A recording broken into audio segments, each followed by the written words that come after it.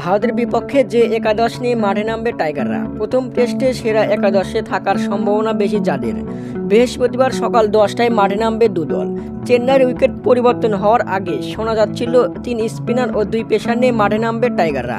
চেন্নাইয়ের উইকেট পরিবর্তন হওয়ায় বাড়তি সুবিধা পাবে স্পিনারদের থেকে পেসাররাই। সেক্ষেত্রে 3 পেসার ও 2 স্পিনার নিয়ে মাঠে নামার সম্ভাবনা বেশি। আবার 3 স্পিনার ও 2 পেসার নিয়েও মাঠে নামতে পারে টাইগাররা। দর্শক, টাইগারদের সেরা একাদশে যাদের থাকার সম্ভাবনা বেশি। ওপেনিংয়ে নামবেন জাকির হাসান ও সাদমান ইসলাম। 3-এ নামবেন টাইগারদের ক্যাপ্টেন নাজমুল হোসেন শান্ত। 4-এ নামবেন মুমিনুল হক। 5-এ রয়েছে সাকিব আল হাসান। 6-এ নামবেন মুশফিকুর রহিম। 7-এ নামবেন লিটন কুমার দাস। আর 8-এ নামবেন মেহেদী হাসান মিরাজ। এই 8 জন কনফার্ম। বাকি 3টা যদি 3 পেসার ও 2 স্পিনার নিয়ে মাঠে নামবে, তাহলে বাকি 3 পেসার থাকছেন নাহিদ রানা, হাসান মাহমুদ ও এবাদতকে দেখা যেতে পারে একাদশে। আর যদি 3 স্পিনার ও 2 পেসার নিয়ে মাঠে নামবে, তাহলে তাইজুল পাবে জায়গা। সেক্ষেত্রে এক পেসারকে বসিয়ে রেখে 2 পেসার নাহিদ রানা ও হাসান মাহমুদকে নিয়ে মাঠে নামতে পারে প্রথম টেস্টে। বিডি নিউজ, হৃদয় হাসান।